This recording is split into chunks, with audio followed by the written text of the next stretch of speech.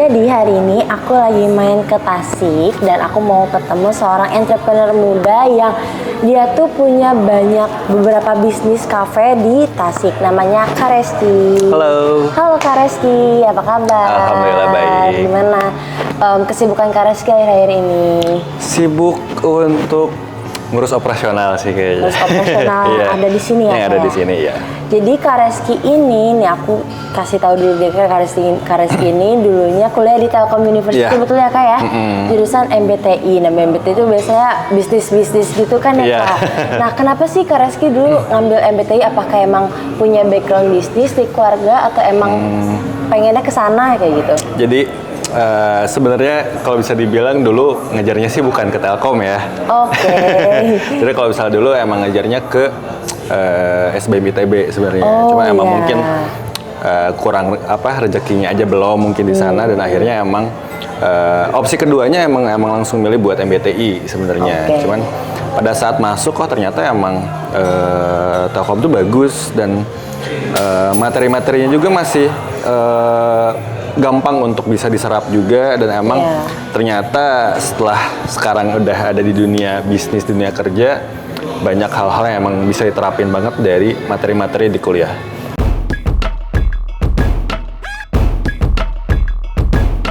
Kak Reski, sama di Telkom ini kan belajar tentang bisnis. Ketika mau lulus, Kak Reski tuh kayak udah kepikiran belum sih pengen bisnis apa atau pengen belajar dulu deh di kayak magang dulu di perusahaan apa kayak gitu? Jadi sebenarnya kalau saya sendiri emang backgroundnya adalah keluarga pebisnis sebenarnya. Emang core-nya itu adalah emang bisnis transportasi, bis. Aku tahu. Bis Budiman. Jadi emang core-nya adalah di bisnis. Saya masuk ke ngambil kuliah di jurusan manajemen bisnis, emang pengen mempelajari lebih detail apa aja sih yang emang ada celah-celah nggak sih di bisnis transportasi sendiri yang emang bisa saya bisa adaptasi lagi atau mungkin celah-celah itu diperbaiki dan emang bisa membuat sistem yang lebih baik lagi sebenarnya. Oh gitu. Jadi Kak Reski itu karena backgroundnya udah background pembisnis, keluarganya bisnis transportasi, akhirnya Kak Reski pengen ngambil jurusan tentang bisnis untuk mempelajari hal-hal kecil, hal yang lebih detail lagi ya tentang bisnisnya. Terus karena kan Kak Reski kan keluarganya backgroundnya tadi kan disebut bisnisnya bisnis transportasi ya, bis Budiman.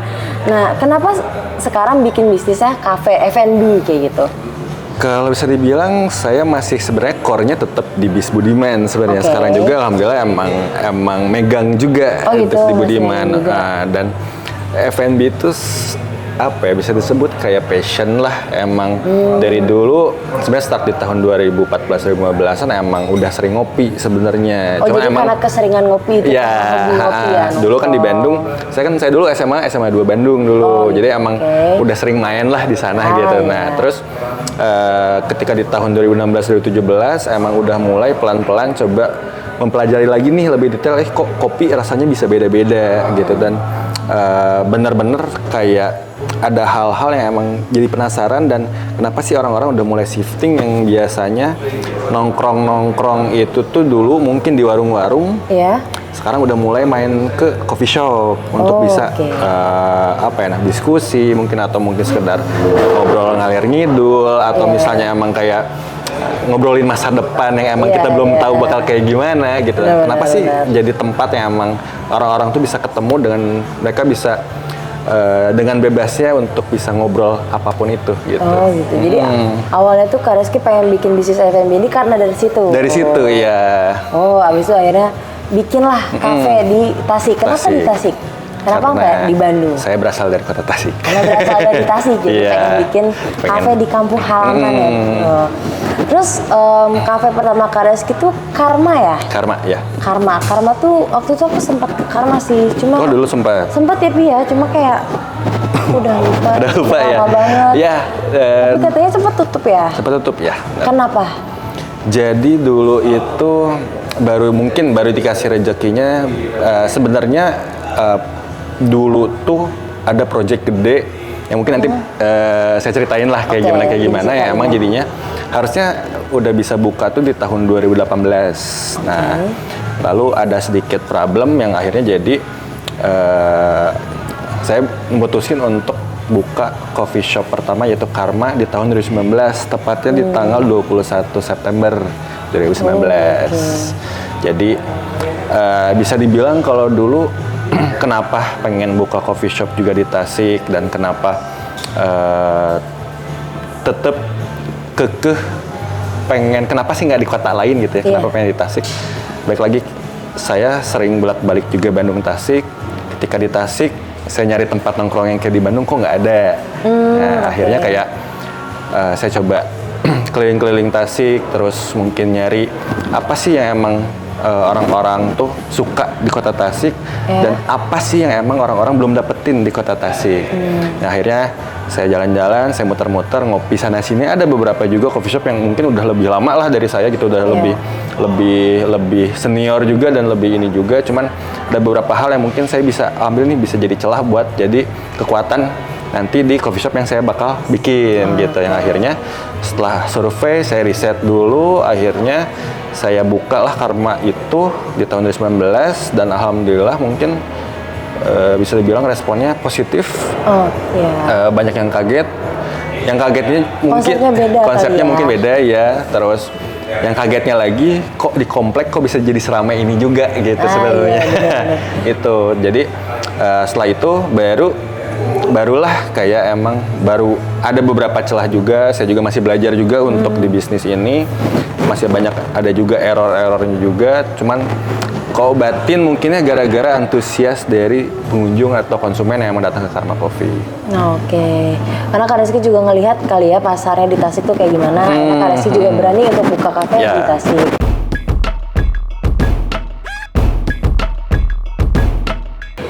Terus setelah Karma, Kak Reski buka Notre. Bukan Notre ya? Notre. Enggak, sorry. Satir dulu ya. Di Ciamis ya. Kenapa bukanya di Ciamis? Karena bisa dibilang ada lahannya di sana mungkin. Ada lahannya di sana. Tapi bisa dibilang gini sih, kalau saya alhamdulillahnya mungkin punya privilege juga yang orang lain mungkin bisa bilang ya dia punya privilege, ada yang bilang bakal beda nih sama orang yang nggak punya privilege. Cuman saya akuin saya punya privilege. Sebisa mungkin saya gunakan privilege itu untuk bisa lebih berkembang lagi. Jadi alhamdulillahnya privilege itu adalah lahannya itu di Ciamis yang bisa saya pergunakan. Yang waktu itu di tanggal 14 Agustus di tahun 2020 akhirnya jadilah Satir Sitre namanya. Satir Sitre. Di kota Ciamis.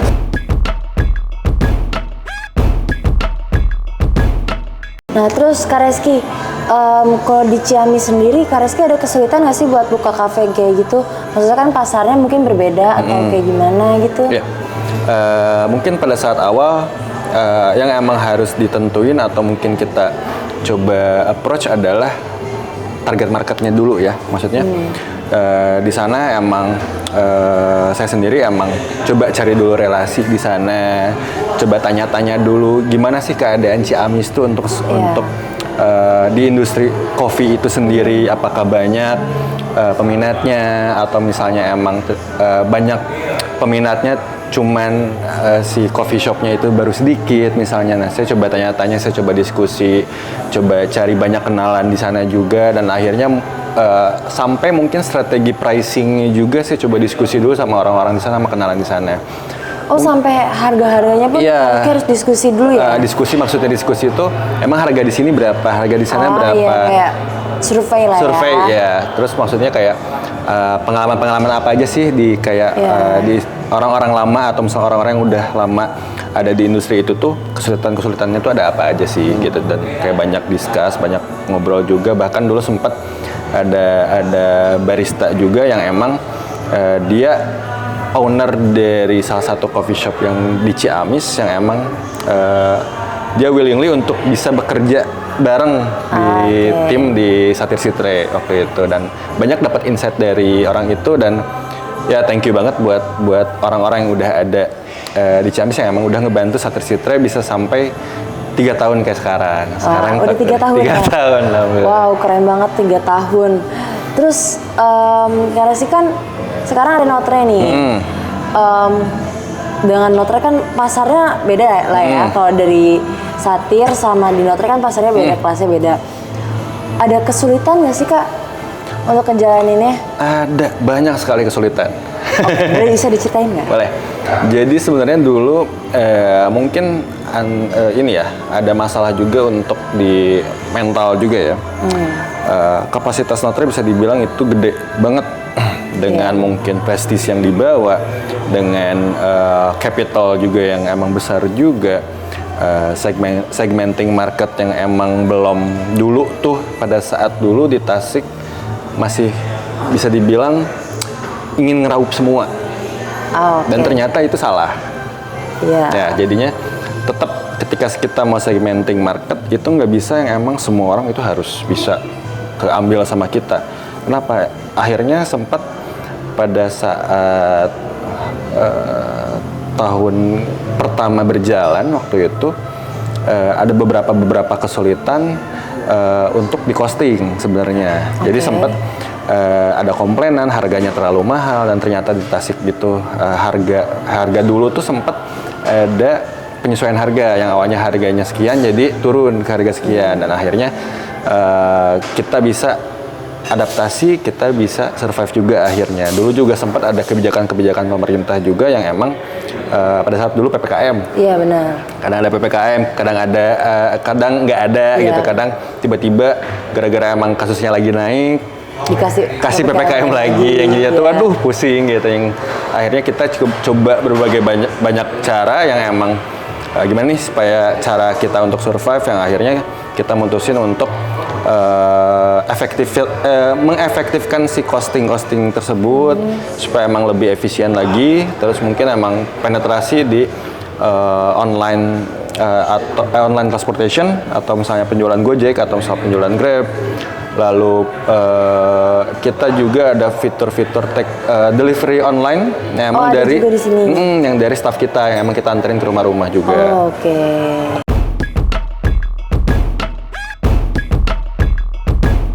Nah terus Kak Reski sebagai seorang entrepreneur muda yang sekarang udah punya 3 kafe berarti ya, dari Karma, Satir, dan Notre beda nggak sih buat nge-treatnya gitu, kayak pusing nggak sih, susah nggak sih, sulit nggak sih buat ngejalanin 3 kafe secara bersamaan kayak gitu?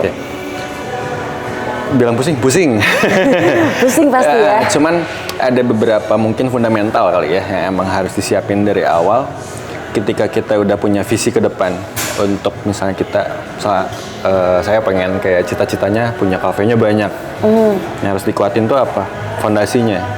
Betul. Misalnya fondasinya itu apa? Yang saya bilang di sini adalah fondasinya adalah tim sebenarnya.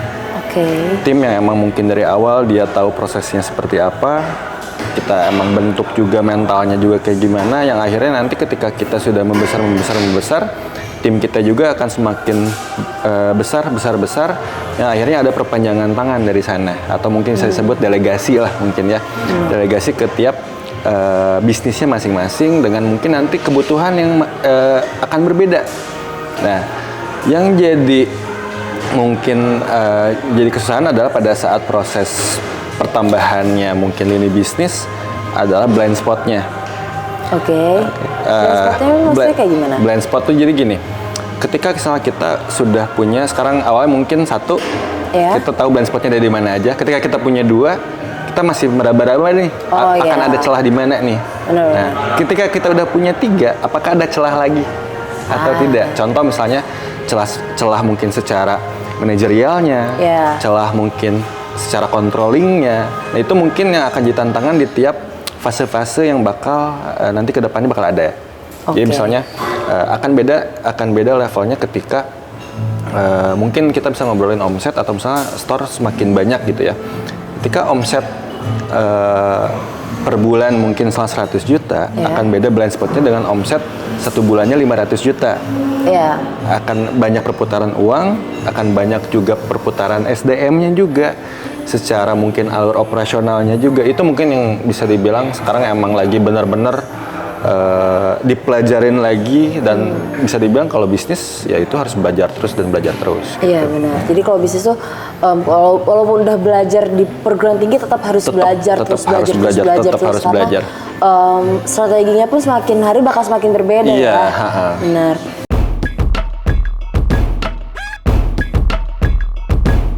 Terus nih tadi kan Kak Reski ada ngebahas soal omset ya. Boleh tahu nggak Kak? Omset Notre, Satir sama Karma tuh per bulannya berapa? Wah, gak bisa itu. Pasti gede ya? Fluktuatif sih, cuman bisa dibilang akhirnya mencapai angka stabil. Wow. Nah, kan kalau misalnya Karma dulu, mungkin nggak ngobrolin omset ya, mungkin bisa dibilang dulu Karma itu bisa BEP dalam waktu 6 bulan. Wow, 6 bulan kan dulu sempat sih. Karma itu kan tutup sebenarnya di tahun 2020. Jadi sebenarnya Karma pada saat awal buka itu adalah project research sebenarnya.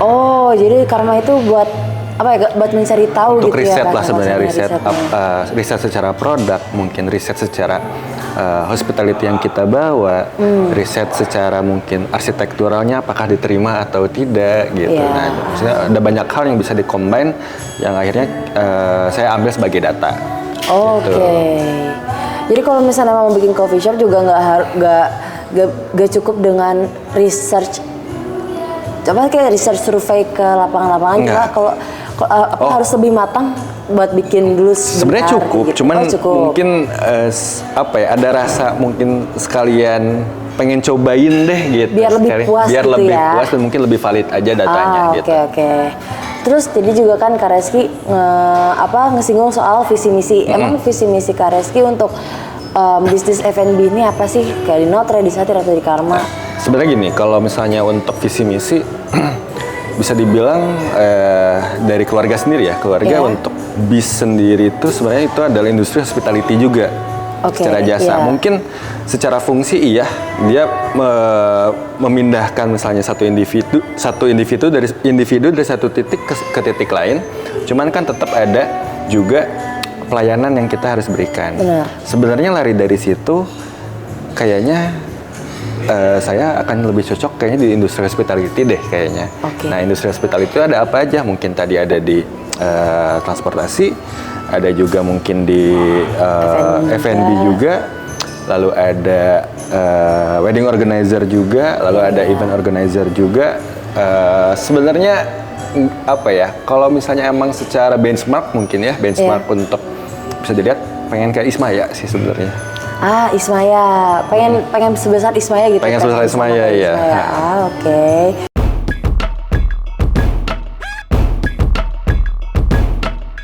Terus Kak Reski ini aku penasaran, kan Karma, Notre, Satir gitu ya, namanya tuh rada asing gitu. Kenapa sih namanya harus Karma? Kan Karma kesannya kayak Karma banget gitu. Terus Satir apa sih suka nyatirin orang ya. Terus Notre mungkin kenapa namanya Notre gitu? Karma dulu kali ya, yang awal dibuka kali ya. Kalau Karma mungkin sebenarnya dari Karma itu sebenarnya kalau soal dulu ngambil dari bahasa Sanskerta sebenarnya ya, itu tuh artinya adalah perbuatan. Dan emang secara konotasi emang biasanya Karma itu jelek. Iya benar. Cuman mungkin secara harfiah mungkin ya, secara arti Karma tuh bukan hanya tentang keburukan kok. Karma itu adalah sebab akibat. Karma itu adalah bisa dibilang apa yang kita perbuat sekarang yang akan kita terima nanti sebenarnya. Oke. Jadi kalau karma mungkin kalau misalnya dibilang kenapa milik karma, ya apa yang kita berikan kepada mungkin konsumen atau mungkin pelanggan yang kita akan terima nanti efeknya, dan jadi alhamdulillahnya tuh kayak doanya gitu doanya ya. lah gitu, dan akhirnya kayak dapat gitu dari situ tuh gitu. Jadi Alhamdulillah. doanya terkabul ya. Alhamdulillah.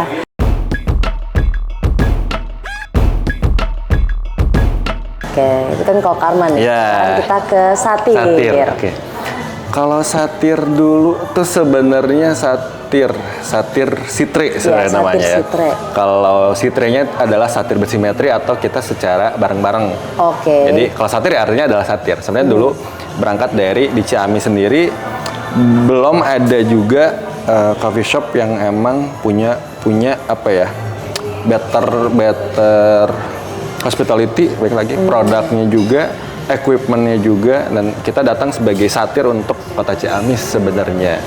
Oke. Ya, jadi sebenarnya ada dua arti juga. Itu mungkin secara harfiah ya. Ada juga yang mungkin kemarin ngambil si nama satir sitre sendiri adalah dari mitologi Yunani dan nama dari istri Firaun sebenarnya.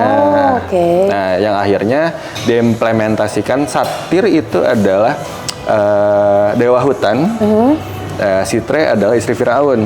Jadi implementasinya adalah ada perbedaan pengalaman ruang di lantai 1 dengan lantai 2. Di lantai 1 dulu itu kita mainin untuk warna putih warm white yang merepresentasikan si sitre atau si istri Firaun. Oke. Kalau yang di atas kita emang benar-benar secara arsitektural kita bawa gaya brutalism dengan warna hitam yang itu menggambarkan si satir. Oke. Dan akhirnya muncullah signatur kita yang namanya Dionysus. Dionysus. Ada nama produk di satir sitre itu namanya Dionysus. Dionysus itu adalah bisa dibilang di mitologi Yunani adalah dewa anggur yang emang teman baiknya si satir. Oh, wow. Makanya si kopinya itu ada rasa anggurnya sedikit gitu. Oh, ini ya apa sih namanya berkaitan Berkaitan, semua ya. Keren. Emang kalau jadi pembisnis tuh harus benar-benar mikirin banget konsepnya matang-matang kali ya, biar apa ya, biar keren sih. Biar bisa mungkin kalau keren enggak sih, kalau misalnya keren bonus kali ya. Bonus, iya. Cuman seenggaknya dia bisa menceritakan sebenarnya apa sih bisnisnya ini tuh. Iya benar, jadi nggak yang kayak asal kayak ini mah namanya ini. Kalau misalnya orang nanya ada ceritanya Ya, gitu ya. seenggaknya kayak gitulah. Oke, keren.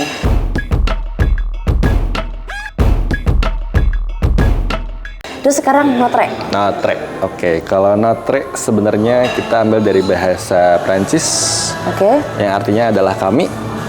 Ya, kepunyaan milik bersama. Yang harapannya adalah Notre ini sendiri bisa menjadi wadah bagi orang-orang Tasik untuk bisa melakukan kegiatannya, mau itu tadi diskusi yang tadi dibilang di awal ya, mau itu diskusi, mau itu bisnis, mau misalnya itu kita bikin live music, atau misalnya kita nanti mau ada kolaborasi, itu silahkan untuk jadi sebagai media yang bisa menjadi jembatan mungkin ya untuk Tasik bisa terlihat lebih maju nantinya gitu. Oh gitu. Jadi emang pengennya di Notre ini bisa bersama-sama lah ya. Oke. Terus Kak Reski nih aku penasaran. Kan Kak Reski kan ini ya, kalau di background keluarnya kan bisnisnya bisnis transportasi, terus Kak Reski sendiri sekarang lagi mendalami bisnis F&B. Nah sebagai entrepreneur muda, ada nggak sih kesulitan yang maksudnya kayak yang Kak Reski taunya belajarnya tentang transportasi dulu nih, terus sekarang F&B, berarti kan Kak Reski harus belajar tentang dunia F&B lagi, terus gitu juga Kak Reski kalau mau bikin coffee shop juga kan harus belajar tentang kopinya kayak gimana, belajar juga kan, terus udah gitu menu-menu segala macam juga dipelajari. Itu Kak Reski tuh belajarnya tuh berapa lama sih, terus belajarnya di mana aja selain dulu di perguruan tinggi? Kalau belajar, kalau untuk transportasi mungkin langsung ke si keluarga ya. Nah, kalau misalnya untuk di coffee sendiri, emang alhamdulillahnya saya pernah ngambil sertifikasi juga. Sertifikasi nasional sama sertifikasi internasional juga udah ada, alhamdulillahnya. Wow, itu di mana aja? Dulu tuh pernah ambil basic coffee itu di ABCD ABCD Coffee Jakarta. Oke. Terus langsung ambil yang internasionalnya itu di 5758 di Bandung waktu itu. Kebetulan ngambil SCA Brewing di level intermediate. Oke. Jadi Kak Reski itu dulu belajar barista dulu kah? Barista dulu. Oh, barista dulu juga. Jadi Kak Reski itu dulu sempat jadi barista. Kalau ngebaristain dulu mungkin di Karma ya. Oh, di Karma. Pernah beberapa bulan lah. Langsung terjun ya? Langsung terjun, langsung emang ngasih contoh mungkin hospitality-nya seperti apa, terus apa ya, keuangannya juga, mungkin beberesnya juga. Ngambil, ngerasain lah ya. Ngerasain beberesnya sih, kayak cup atau mungkin ngelapin meja juga. Iya. Perbedaan yang apa gimana ya bahasanya? Susah banget gak sih? Kalau aku ngeliatnya ya, kalau bisnis transportasi mungkin bakal lebih mudah dibanding bisnis F&B. Karena kan kalau bisnis F&B kayak untuk modal 1 cup ini aja kan harus diperhitungkan banget, terus harganya juga jangan terlalu mahal juga. Terus udah gitu juga kita sebagai pembisnis juga pasti harus ada untungnya lah ya. Ada nggak sih Kak kayak kesulitan itu pusing banget mikirin menunya, modelnya segala macem? Kalau pusing, ya pusing mungkin pasti ya. Pasti itu mah pasti. Cuman kalau misalnya emang banyak yang bilang katanya bisnis F&B adalah bisnis yang paling kompleks. Kenapa? Soalnya kita emang harus ngikutin tren apa ya? F&B itu akan selalu berubah-ubah, dia bakal dinamis. Setiap 2 tahun atau 3 tahun sekali pasti aja ada yang baru. Betul. Dan maksudnya setiap 2 tahun atau 3 tahun sekalipun kita harus benar-benar siap pivot juga, siap pivot untuk mungkin ada lagi produk baru atau mungkin secara experience atau mungkin pengalaman ruang yang berbeda. Mungkin bisa dibilang kalau misalnya di F&B kompleks, iya kompleks soalnya emang perlu untuk bisa adaptasi terus. Betul. Dan emang harus melek dengan tren yang sekarang itu ada apa aja sih, dan emang kita harus bisa adaptasi. Adaptasi bukan hanya untuk di dalamnya aja, cuma kita harus adaptasi secara sekitarnya juga seperti apa. Oke. Tapi Kak Reski ada ketakutan sendiri nggak sih kayak yang tadi Kak Reski bilang kalau di bisnis F&B kan harus benar-benar ngikutin tren banget ya, harus melek sama apa yang ada sekarang karena bisa setahun 2 tahun sekali itu bisa berubah. Ketakutan sendiri nggak sih sebagai pembisnis di F&B gitu kan? Jadi kayak tadi apa yang Kak Reski udah bilang, kalau misalnya di bisnis F&B ini setiap setahun atau 2 tahun sekali itu pasti ada perubahan-perubahan, entah itu dari soal menunya atau mungkin dari orang-orang ngelihat kafenya apa ya, ambience-nya lah ya, pengen yang kayak gimana, ada ketakutan yang kayak aduh kayaknya orang-orang nggak mau lagi datang ke kafe gue atau lain sebagainya kayak gitu.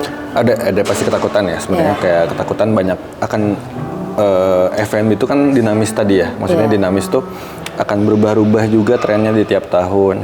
Sebenarnya emang maksudnya yang emang paling dijaga juga adalah satu yang susahnya adalah di F&B adalah konsistensinya.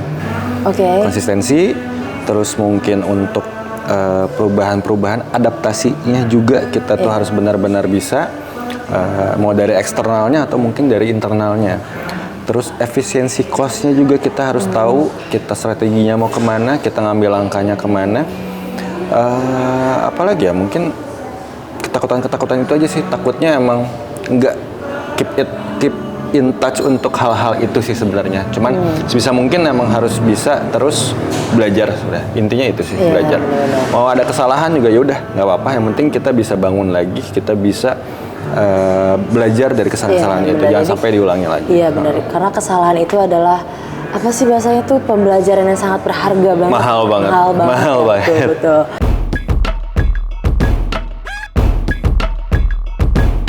Terus Kak Reski, kan Kak Reski udah punya 3 kafe kan ya di Tasik, sama 1 di Ciamis gitu ya. Ada nggak sih Kak kepikiran buat buka kafe di Bandung atau di Jakarta atau mungkin di Bogor biar dekat sama aku? Jadi tadi kan sebelumnya emang di coffee aja gitu kan. Hopefully sebenarnya di tahun ini ada juga buka 1. Ini baru pertama kali juga emang main F&B, cuman emang nggak ada kopinya sama sekali.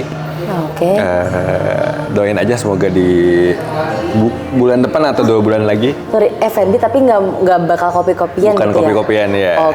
Coba penetrasi ke sana. Trial and error masih pasti ada, cuman hopefully emang bisa adaptasi di sana. Kira-kira apa tuh? Kalau bukan kopi-kopian, apakah restoran kah? Mau makan? Comfort food sih mungkin saya bilang. Oke. Menarik. Tunggu aja nanti. Ditunggu aja, oke. Oke. Sama mungkin kan saya juga ada WO juga. Oh iya. Ada IO juga. Semoga kedepannya mungkin bisa pengennya adalah di tahun depan atau 2 tahun lagi bisa bikin festival musik sih sebenarnya. Oke. Iya nih, aku juga mau nanya soal IO kan ya. Kan Kareski itu dulu pernah jadi promotor musik ya? Nggak promotor sih, bukan lebih promotor ke jatuhnya ya? apa ya, acara-acara kampus sih sebenarnya. Oh, wow. Untuk perbedaan dari berarti event organizer kan ya jatuhnya. Ada perbedaan, misalnya perbedaannya itu yang kayak kesulitannya beda banget, gimana bahasanya ya? Kesulitannya tuh lebih sulit yang mana? Kayak event organizer kah atau dunia F&B ini? Terus Kareski juga sebenarnya tuh lebih nyaman kemana sih?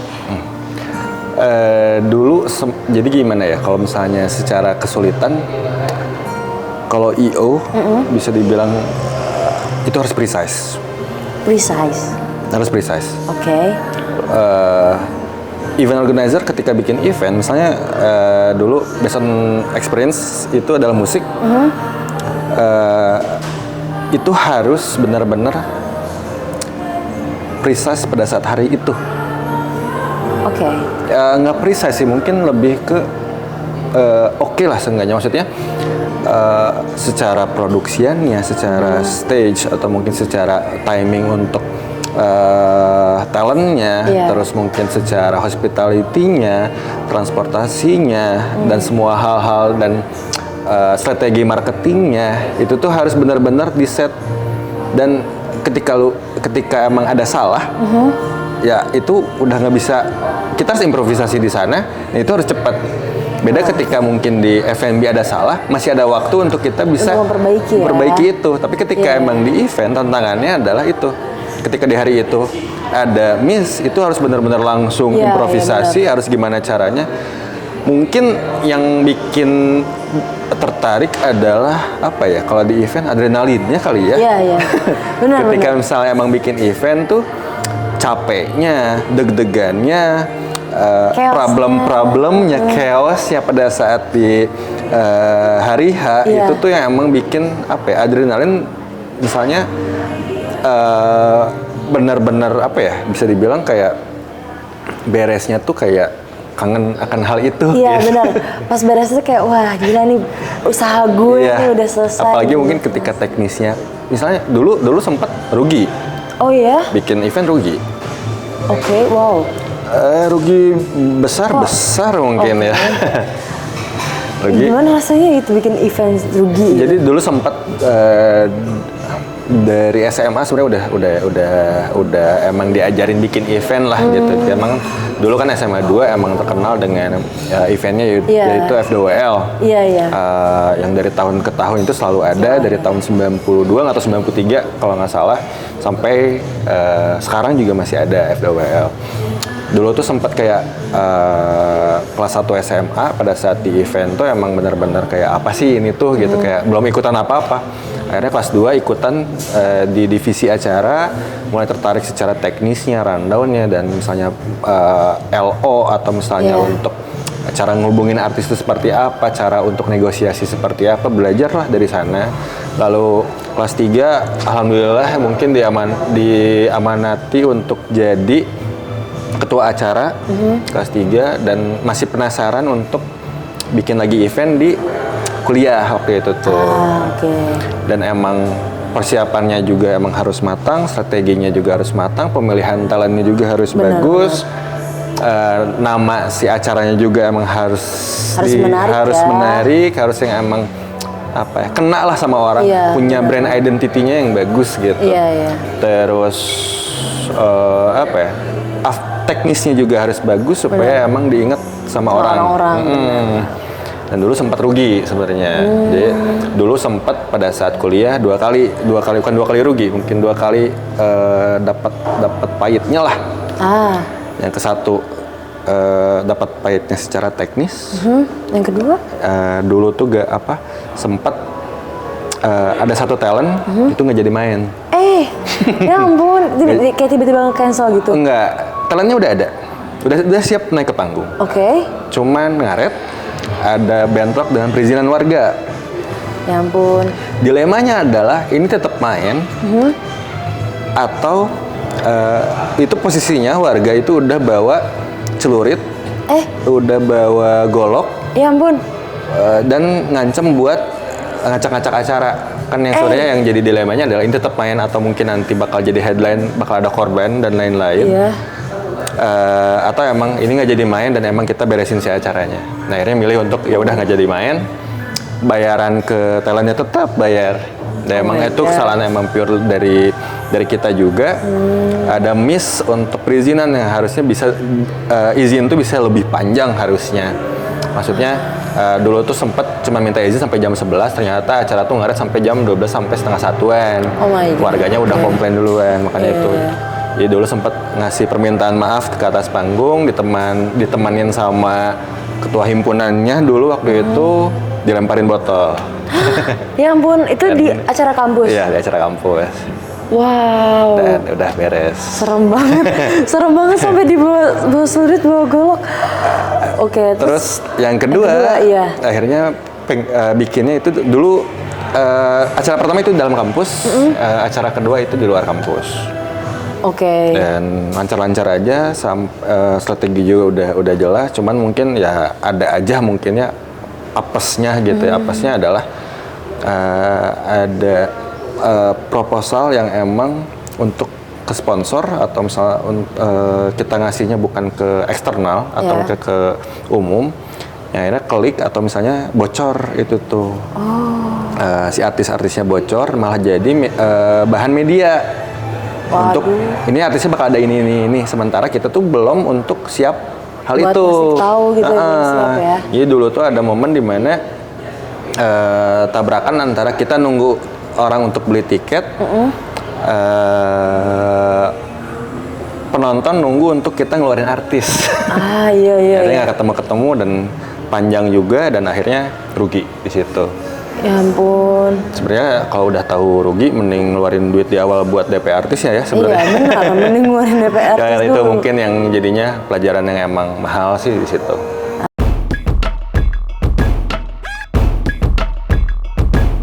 Nah, Kak Reski, kan sekarang Kak Reski lagi ada di dunia bisnis F&B kan?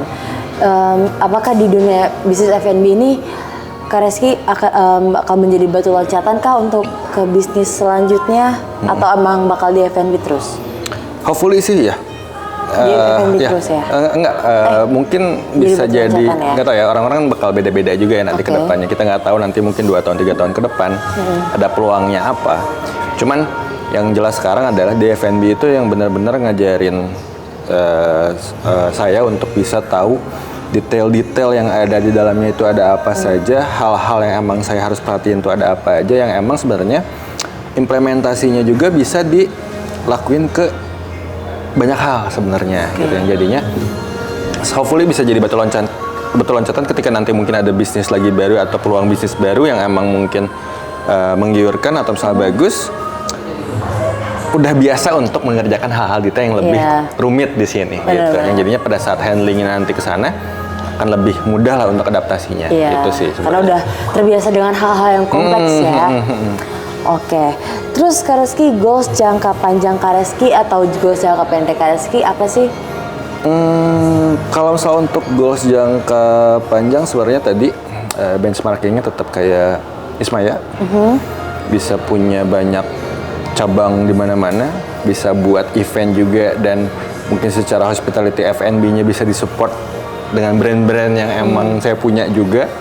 Terus mungkin bisa juga nanti merambah ke peluang-peluang bisnis yang baru sebenarnya. Oke. Nah, Kak Reski, ada nggak sih pesan-pesan buat poppers nih, buat anak muda zaman sekarang, kalau misalnya kita pengen bikin bisnis tuh apa aja sih tips-tipsnya atau ya pesan-pesan buat dari Kak Reski lah? Ya. Sebenarnya kalau misalnya pengen bikin bisnis harus langsung action sebenarnya. Planning ya tetap, tapi jangan kebanyakan mikir kayak gimana, ini bakal gimana. Action, nanti bakal ketahuan mana nih salahnya di mana, belajar dari situ. bangun lagi. Kesalahan itu wajar. Yang membedakan adalah respon dari cara kita untuk menghadapin salahnya itu. Terus ketika emang ada teman-teman poppers nih yang emang pengen ada di F&B, pengen coba terjun di bisnis F&B, itu harus tahu dulu satu mungkin marketnya itu siapa. Yang kedua operational cost-nya tuh berapa, dan itu harus bisa terhitung dari awal. Itu yang bisa ngejaga nanti kalian itu bisa stabil atau enggak. Itu aja sih.